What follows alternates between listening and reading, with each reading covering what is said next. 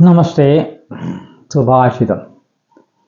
ഇന്ദ്രിയാണി ച സംയമ്യ ഭഗവത് പണ്ഡിതോ നരഃ ദേശകാലബലം ജ്ഞാത്വാ സർവകാര്യാണി സാധയേത്.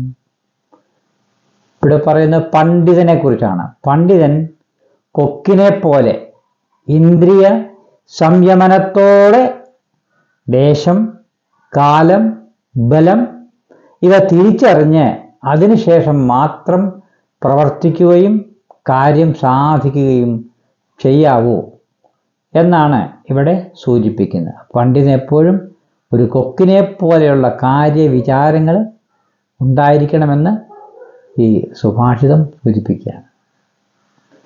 നമസ്തേ.